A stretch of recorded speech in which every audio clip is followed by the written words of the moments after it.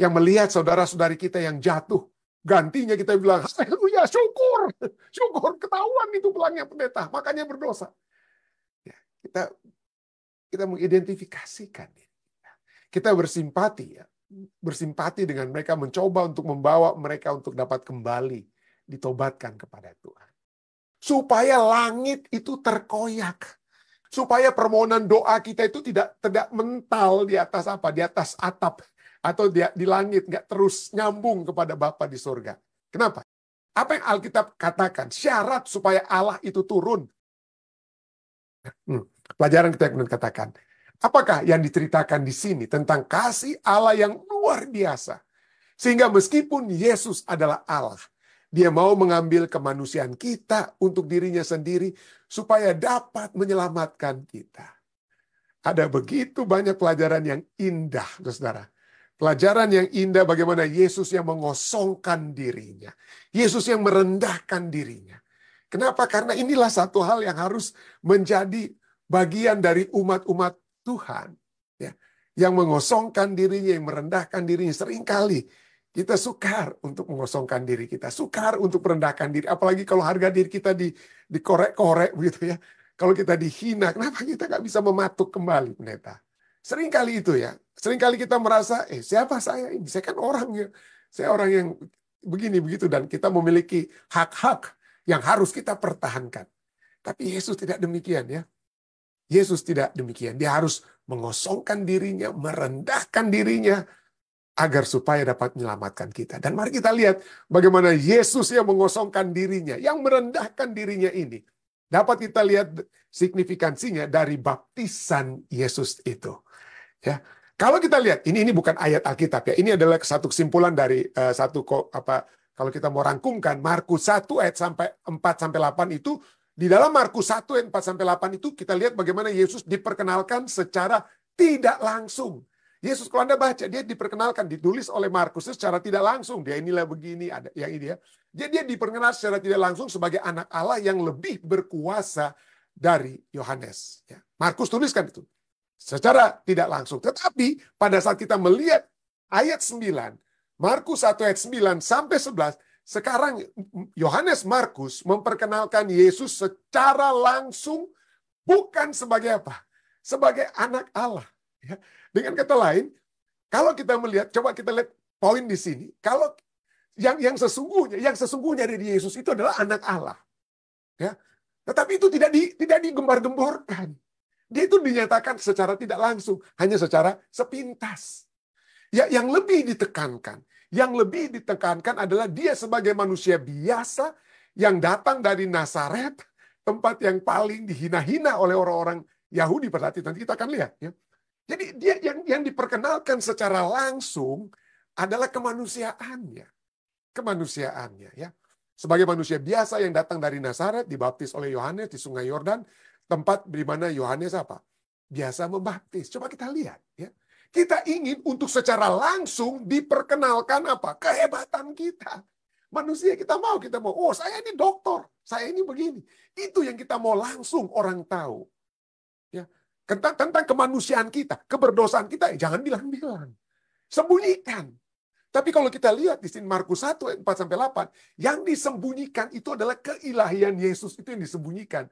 Yang disebutkan secara tidak langsung. Yang secara langsung, yang secara belak-belakan dituliskan adalah tentang apa? Kemanusiaannya yang datang dari Nazaret, dibaptis oleh Yohanes di Sungai Yordan. Ya. Jadi coba kita lihat signifikansi ini. Pada saat dia dibaptiskan, itu menunjukkan secara langsung, bukan secara tidak langsung. Secara tidak langsung, Yohanes katakan, oh ya dia anak Allah, dia Mesias. Secara tidak langsung. Tapi sekarang secara langsung, dia dinyatakan sebagai manusia yang dibaptis. Ya. Sebagai manusia yang dibaptis. Nah, apa signifikansinya? Mari kita lihat.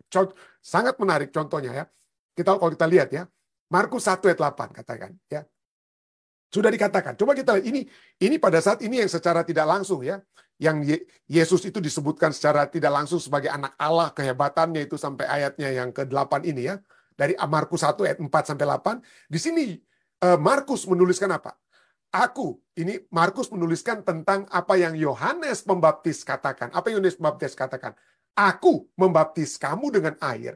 Tetapi dia, Yesus, akan membaptis. Yesus yang secara aktif akan apa? Membaptis kamu dengan apa? Roh Kudus. Jadi Yesus yang aktif itu apa? Dia akan itu yang lakukan. Tetapi coba kita lihat. Pada saat dituliskan tentang kemanusiaannya, maka pada waktu itu ayat 9, kita lihat kontras antara Markus 1 ayat 8 dan Markus 1 ayat 9. Coba kita lihat kontrasnya ini apa ini? Coba kita lihat ya. Markus 1 ayat 9, pada waktu itu datanglah Yesus dari Nazaret di tanah Galilea dan ia dibaptis.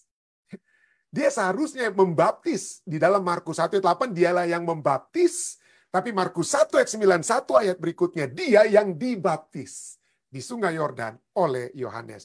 Di ayat yang ke-8, Yesus itu adalah sebagai pemberi kehidupan yang aktif dalam menyatukan umat Allah dengan Allah sendiri. Dia itu Allah tapi dia yang seharusnya. Tapi itu disebutkan secara tidak langsung kehebatannya itu. Kehebatannya dia membaptis itu tidak disebutkan. Tapi yang dilihat di sini adalah bagaimana dia yang dibaptis. Yesus yang dibaptis. Jadi Markus 1 ayat 8, kesaksian Yohanes membaptis, dia itu apa? Dia akan membaptis kamu dengan Roh Kudus. Satu ayat berikutnya, Yohanes yang kemudian apa? Membaptis Yesus. Yohanes yang membaptis Yesus yang menandakan apa? Yesus sebagai wakil manusia yang berdosa. Yang secara pasif, bukan aktif, dia secara pasif menerima tanda pertobatan umat Allah. Artinya pasif bukan berarti tidak buat apa-apa, tapi pasif artinya dia yang dari susunan katanya itu kata yang pasif. Dia yang ada yang sesuatu yang dilakukan terhadapnya. Bukan dia seperti membaptis, dia melakukan sesuatu. Tetapi sesuatu yang dilakukan terhadap kita, itulah yang kalimat pasif istilahnya ya. Dialah yang pasif menerima tanda pertobatan. Jadi coba kita lihat. Di ayat 8, dialah yang membaptis kealahannya, tapi itu tidak secara langsung. Yang langsung terlihat dia itu yang dibaptis. Yang menunjukkan kemanusiaannya. Apa itu kemanusiaan? Nanti kita akan lihat ya. Nah, jadi kita lihat cukup menarik di sini ya. Cukup menarik karena dia yang dibaptis. Baik. Nah, berikutnya, mari kita lihat ya. Dialah yang akan apa? Dialah yang menerima tanda pertobatan umat Allah. Dialah yang harus apa? Dibaptis. Kenapa?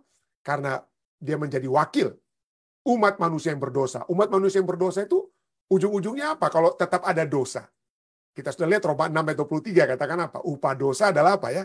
Maut. Manusia yang berdosa harus menerima apa? Menerima upah dosa, maut. Tetapi kasih karunia Allah itulah yang apa? Yang akan menjadi bagian bagi mereka yang mengakui dosanya dan dengan iman menerima keselamatan, kasih karunia yang Tuhan berikan. Dan itulah harus dilakukan dengan cara apa? Kita harus dibaptiskan. Manusia lama kita dimatikan, ditenggelamkan, dikuburkan. Lalu kita bangkit kembali. Bangkit kembali sebagai manusia baru. Ya, sebagai manusia baru keluar dari dalam air. Ya, jadi itulah Yesus memberikan contoh teladan. Nah, berikutnya. Apalagi signifikansi? Tolong kita lihat. Kita tadi lihat kontras ya. Kita sekarang coba mempelajari kontras demi kontras ya. Kita mencoba melihat perbandingan ya. Dan melihat pelajaran yang sangat berharga dari kontras demi kontras yang kita bisa lihat.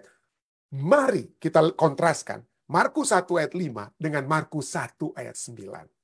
Markus 1, kita sudah baca tadi Markus 1 ayat 9. Pada waktu itu datanglah Yesus dari Nazaret di tanah Galilea dan ia dibaptis di sungai Yordan oleh Yohanes. Coba kita lihat pada saat kita menulis Markus 1 ayat 5. Apa kita lihat? Nah, kita akan dapatkan apa signifikansi dengan baptisan Yesus dengan baptisan orang-orang yang lain. Nah, Markus 1 ayat 5 katakan apa? Lalu datanglah. Saya lihat kata datang itu Anda lihat tulis dengan warna apa itu? Warna hijau ya. Kita lihat di Markus 1 ayat 9 juga ada warna hijau ya. Coba gitu ya. Pada waktu itu datanglah Yesus. Tapi saat ini Markus 1 ayat 5 yang datang siapa? Orang-orang. Ya, jadi Markus 1 ayat 5 orang-orang datang. Tapi Markus 1:9 Yesus yang datang, ya. Apalagi, sama sekali, semuanya sama, susah. Ada datang, ada orang yang datang, dari mana mereka datang, apa yang dilakukan terhadap mereka yang datang, dan di mana mereka apa? Dibaptiskan atau dilakukan sesuatu itu kepada mereka. Jadi sama, datanglah kepadanya orang-orang dari seluruh daerah apa? Kalau Yesus dari Nazaret di tanah Galilea, sekarang orang-orang yang dibaptis oleh Yohanes itu datangnya dari mana? Dari Yudea dan semua penduduk apa? Yerusalem. Jadi kita lihat ada kontras. Kontrasnya ini mulai. Yang pertama, sama-sama datang. Ada persamaan. Orang-orang, plural. Ada mayoritas, ada yang banyak. Sedangkan ini yang dalam Markus 1:9 cuma satu. Ya. Markus 5 ini ada banyak. Markus 9 cuma satu. Lalu yang banyak itu datangnya dari mana? Dari Yudea dan semua penduduk apa? Yerusalem. Sedangkan yang dibaptis di Markus 1 ayat 9 cuma satu. Yang satu-satunya dari tanah Galilea. Dari tanah Galilea, dari Nazaret. Tapi sama-sama mereka semua apa? Ayat 1 ayat 5, dan sambil mengaku dosanya mereka dibaptis di sungai Yordan. Demikian juga Yesus dibaptis di sungai Yordan oleh Yohanes, ya. Jadi semua dibaptis oleh siapa? Semua dibaptis apa? Oleh Yohanes. Orang-orang yang datang ke padang gurun. Orang-orang yang datang ke tempat di mana mereka dapat apa? Dipertemukan kembali dengan apa? Allah yang sudah melepaskan mereka, ya, di padang gurun. Kita sudah lihat pelajaran kita waktu lalu. Apa itu signifikansi daripada padang gurun? Jadi inilah, di padang gurun inilah ada tempat air di sungai Yordan tersebut. Yang ada padang gurun itu, ya.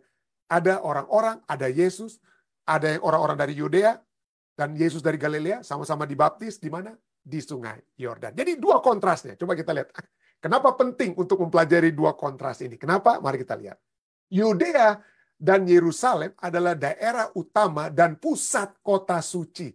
Kota suci Yerusalem itu ada di daerah apa? Yudea.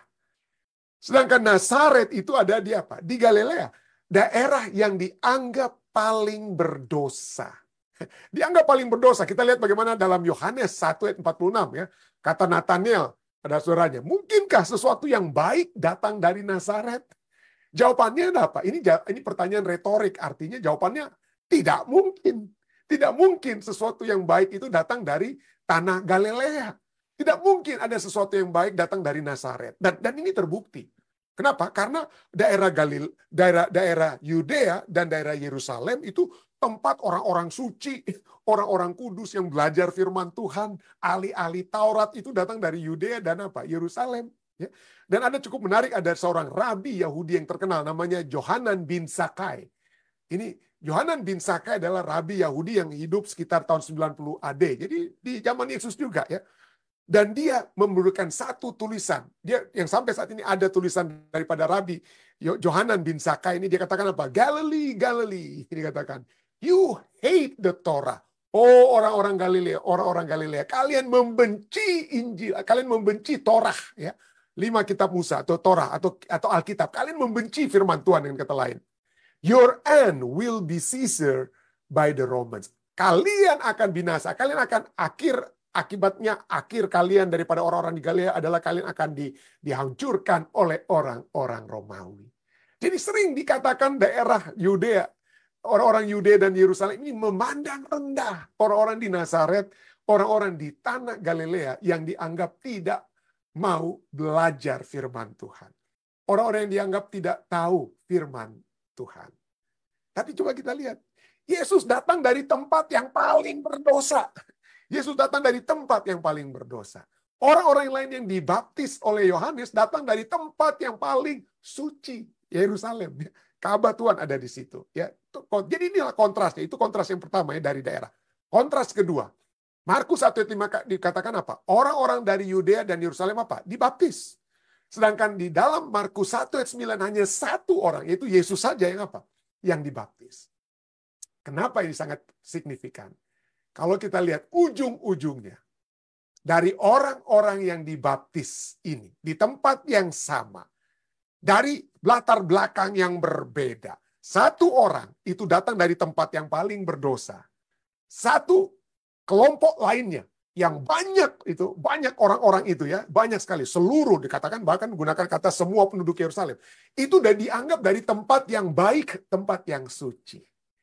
Ya, ujung-ujungnya pertanyaannya, yang mana dari kedua kelompok ini yang baptisannya betul-betul berkenan kepada Allah? Yang mana pada akhirnya mereka itu yang melakukan kehendak Allah? Yang mana pada akhirnya itu betul-betul menerima kasih karunia Allah? Dengan kata lain, ya, menerima kasih Allah dengan lebih tepat, ya. Apakah orang-orang dari Yudea dan semua penduduk Yerusalem yang pada satu saat pernah menerima Yesus Kristus, Hosana, Hosana, tapi kemudian berapa waktu kemudian mereka berteriak, salibkan dia, salibkan dia. Ini orang-orang yang sudah dibaptis oleh siapa? Oleh Yohanes Pembaptis. Orang-orang yang menyalibkan Yesus. Jadi adakah kita lihat di sini kontras yang cukup menarik, di mana bahwa orang-orang Yudea dan Yerusalem, kelompok mayoritas yang dibaptis, tapi pada akhirnya tidak menurut Allah dengan sesungguhnya.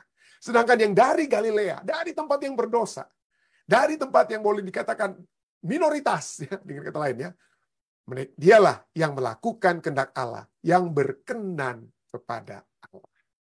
Ini cukup menarik. Banyak sekali pelajaran yang dapat kita pikirkan, yang dapat Anda renungkan. Mungkin saya tidak harus bawakan satu demi satu. Tapi adakah kita berkenan kepada Allah?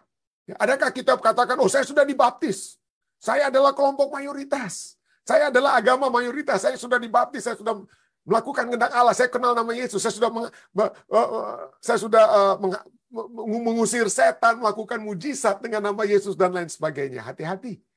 Pada akhirnya Yesus katakan, aku tidak mengenal kamu semua. Pembuat apa? Kejahatan. Bukan semua orang yang menyebutkan namaku Tuhan, Tuhan akan masuk dalam apa? Kerajaan surga, melainkan dia yang berkenan kepada Bapa, yang melakukan kehendak Bapa. Jadi, atau pelajaran lainnya. Jangan kita pikir, waduh saya dari tempat, dari latar belakang yang sangat berdosa. Dari Galilea yang tidak baik. Tidak baik. Ya, pada saat kita menerima Yesus Kristus, adakah kita menerima Roh Kudus? Ya, bukannya menerima latar belakang kita yang buruk dan lain sebagainya. Menerima Roh Kudus. Mencoba untuk terus bersama dengan Tuhan kita, dengan kekuatan Tuhan kita. Sehingga tidak peduli dari mana kita berasal. Dari mana keberdosaan kita atau apa sekalipun. Ya, ada orang-orang yang kita anggap pada saat dibaptis sama-sama kehidupannya. Pada saat saya dibaptis, pendeta ini yang orang-orang yang dibaptis dengan saya, aduh kehidupan mereka itu dari keluarga baik-baik. Dari orang-orang yang suci dan lain sebagainya. Saya sangat berdosa. Tapi mungkin kalau kita betul-betul bertobat. Kenapa? Karena baptisan itu seperti Yohanes selalu dihubungkan dengan apa? Pertobatan. Ya. Kalau di sini dikatakan Markus 1:5, orang-orang banyak itu mengaku dosanya. Sambil mengaku dosanya mereka dibaptis. Tapi apa masalahnya? Membedakan mereka yang selalu mengaku dosanya itu dengan orang yang berkenan pada Allah. Orang yang berkenan kepada Allah bukan hanya mengakui dosa kita pada saat kita dibaptiskan. Tetapi di setiap saat. Pada saat kita melawan kehendak Tuhan. Pada saat kita berada di luar iman. Di situ kita mengakui dosa kita. Di situ kita akan terus-menerus dihubungkan kembali dengan Allah. Dihubungkan kembali dengan Allah. Nah, mari kita lihat ini signifikansi lainnya ya. Ya, signifikansi yang kita akan lihat lainnya. Tapi poin yang dapat kita lihat dari sini. Poin yang kita lihat dari sini adalah bahwa Yesus dibaptis bukan karena dia perlu bertobat dari dosa-dosanya. Dia tidak berdosa. Dia dicobai berbagai cara, dia tidak berdosa. Bukan karena dia berdosa, tetapi karena Yesus mengidentifikasikan dirinya dengan umat manusia yang perlu bertobat. Ada umat manusia lainnya mungkin tidak melakukan kesalahan dengan kata lain, tapi dia mengidentifikasikan dirinya bagaikan orang yang apa? Berdosa. Siapa dia? Contohnya Musa. Siapa dia? Contohnya Musa ya. Yesus di sini ya dibaptis karena ia ingin merendahkan dirinya seperti Musa. Dalam hal apa dia merendahkan dirinya? Keluaran 32 ayat 31 dan 32 bercerita latar belakangnya bagaimana umat-umat Israel pada saat Musa pergi untuk menerima 2 loh batu, mereka apa? Mereka membuat patung emas, lembu emas, dan mereka menyembah patung lembu emas, dan mereka bertindak senonoh pada saat mereka beribadah kepada patung emas tersebut. Dan begitu Musa melihat marah, Tuhan juga marah. Kalau Musa saja marah, Tuhan juga lebih marah. Ya. Tapi kemudian kita lihat bagaimana Musa merendahkan dirinya. Dia seharusnya marah, dia seharusnya pikir, wah ini orang-orang berdosa, ini memang seharusnya mereka itu dapat hukuman dari Tuhan. Aku tidak, saya kan nggak berdosa. Tapi tidak demikian Musa ini. Kembalilah dalam Keluaran 32 ayat 31 dan 32. Lalu kembalilah Musa menghadap Tuhan dan berkata, bangsa ini telah berbuat dosa besar. Sebab mereka telah membuat ala emas bagi mereka. Lalu Musa katakan, Tuhan hukum mereka, binasakan mereka. Apa itu yang Musa buat? Ayat 32. Dia katakan, tetapi itu artinya apa? Ini yang sudah dibuat. Ya, seharusnya begini, tetapi. Ya, gantinya menghukum mereka apa yang Musa katakan di ayat 32. Tetapi sekarang, kiranya engkau mengampuni dosa mereka itu. Dan jika tidak, jika engkau tidak bisa lagi, dosa mereka begitu hebat. Jika engkau tidak bisa mengampuni dosa mereka, hapuskanlah kiranya nama mereka, bukan. Hapuskanlah kiranya namaku dari dalam kitab yang telah kau tulis. Hebat sekali. Ya. Hebat sekali. Hebat sekali Musa ini. Dia tidak seperti manusia yang lainnya yang suka bukan hanya bersyukur atas orang yang jatuh dalam dosa ya. Seringkali ada orang ya, waduh syukur itu dia jatuh, kena dia batunya, jatuh di dalam dosa. Atau yang lebih parah lagi ya, cari-cari dosa orang lain supaya dapat digembar-gemborkan dan dibilang-bilang ya. Tapi Musa walaupun sudah jelas-jelas bangsa itu berbuat dosa, membuat patung emas. Walaupun mereka sudah berdosa dan Musa tadinya bersama-sama dengan Allah, dia tidak ada andil apapun dalam dosa tersebut. Dia tidak membuat patung emas seperti dibuat oleh kakaknya Harun dan lain sebagainya. Tetapi dia mengidentifikasikan dirinya dengan orang-orang yang berdosa. Tuhan, jika Engkau tidak bisa menghapuskan mereka, biarlah kiranya namaku dihapus. Hapuskanlah namaku dari dalam kitab yang telah Kau tulis. Adakah kita, pelajaran indah ini, adakah kita seperti Musa, seperti Yesus, yang melihat saudara-saudari kita yang jatuh, gantinya kita bilang, haleluya, syukur, syukur, ketahuan itu belangnya pendeta, makanya berdosa. Ya, kita mengidentifikasikan diri kita bersimpati ya, bersimpati dengan mereka, mencoba untuk membawa mereka untuk dapat kembali ditobatkan kepada Tuhan. Gantinya bersyukur atas dosa-dosa mereka. Ini pelajaran yang begitu indah ya.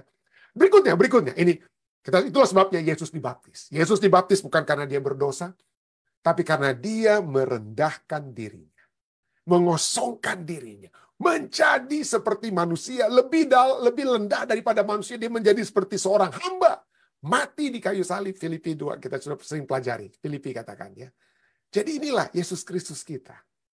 Dan karena kerendahan hatinya, karena dia mengidentifikasikan dirinya sebagai manusia yang perlu untuk bertobat, maka kita lihat apa yang terjadi. Pada saat ia dibaptiskan, dalam Markus 1 ayat 10-11 katakan, pada saat ia keluar dari air, ia melihat langit terkoyak. Kenapa saya harus tekankan kata langit terkoyak? Kenapa ini satu doa yang dibawakan oleh Yesaya seharusnya menjadi doa saudara dan saya ya, supaya ada langit yang terkoyak. Ia melihat langit terkoyak dan roh seperti burung merpati turun ke atasnya. Ia, bahasa Inggrisnya, ia coming up, ia keluar, ia naik ke atas. Yesus keluar dari air, ya, naik, keluar, coming up out of the water, keluar dari air, dan pada saat dia keluar, apa dikatakan?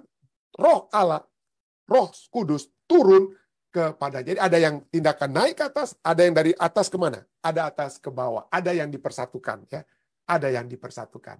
Jadi ia keluar dari air, ia melihat langit terkoyak, dan roh seperti burung merpati turun ke atasnya. Lalu terdengarlah suara dari sorga, engkaulah anakku yang kukasihi, kepadamulah aku berkenan. Lihat ada dua baptisan yang disebutkan dalam Markus 1. Baptisan orang banyak. Baptisan orang banyak. Yang sama-sama, yang bertobat dengan lainnya. Yang bertobat, tapi hanya satu baptisan. Hanya satu baptisan yang dikatakan di sini berkenan. Yang menyebabkan langit terkoyak.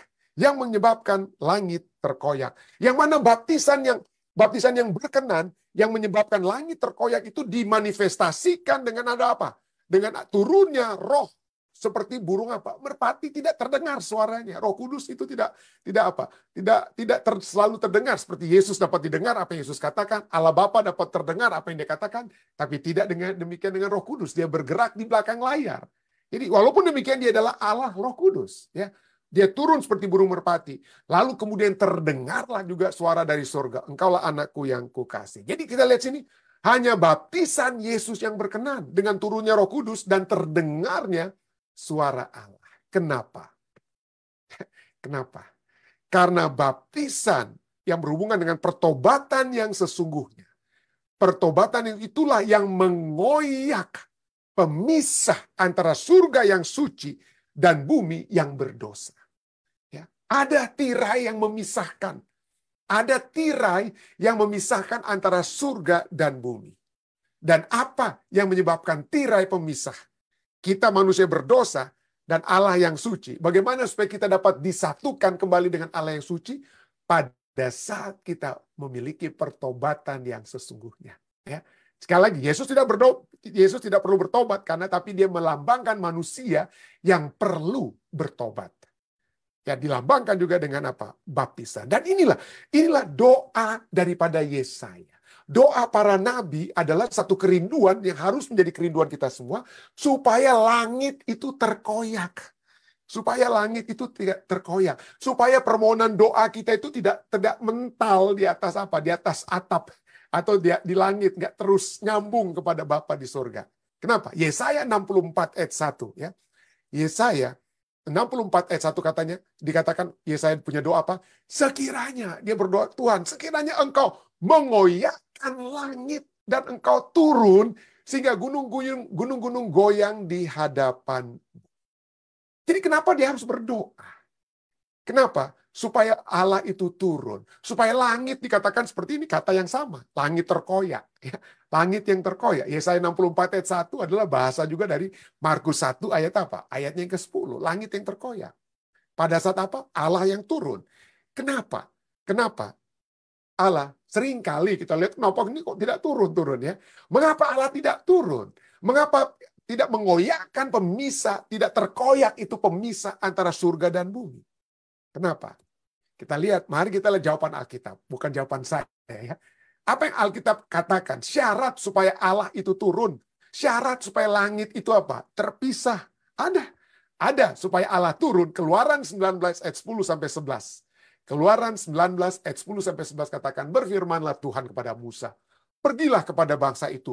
Suruhlah mereka menguduskan diri. Dan kemudian ayat-ayat itu selanjutnya bagaimana salah satu cara untuk menguduskan diri mereka ya.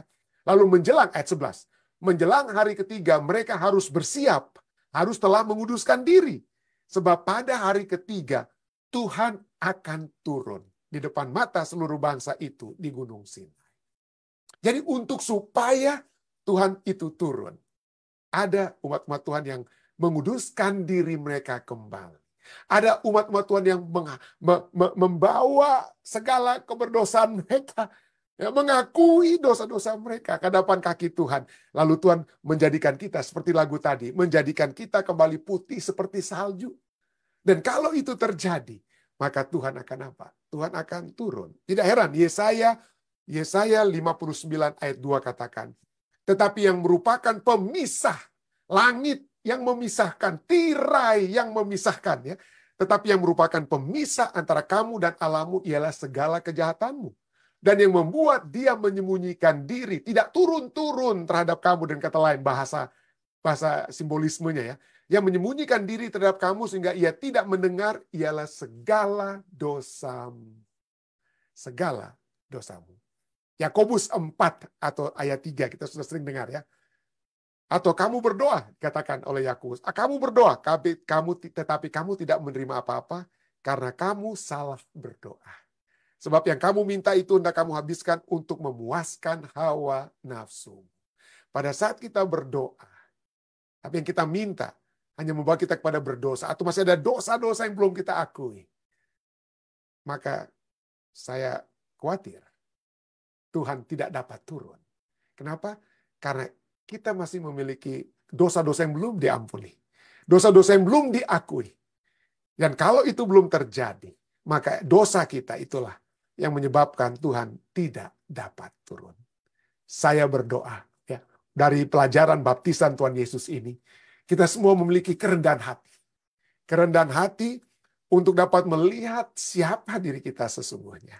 Ya, seperti Yesus Kristus yang memiliki kerendahan hati, dia mau dibaptis, walaupun dia seharusnya dialah yang membaptis, tapi dialah yang dibaptis.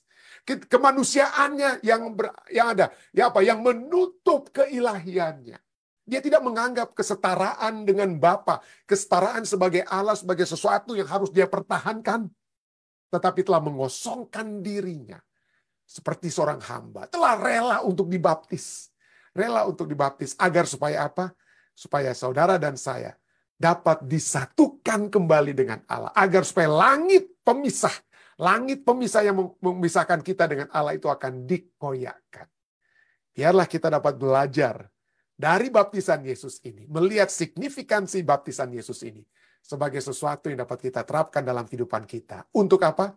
Untuk mengosongkan diri kita juga, untuk merendahkan diri kita juga, untuk membawa pergumulan kita, rasa sakit hati kita karena direndahkan dan lain sebagainya ke dalam tangan Tuhan.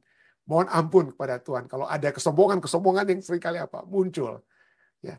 Dan kita memohon ampun atas segala kesalahan-kesalahan yang akan membawa membawa langit itu pemisah itu terkoyak, dan kita akan melihat Allah yang turun kepada kita. Kiranya ini dapat jadi bagian kita semua ya. Saya baik di dalam nama Yesus. Amin.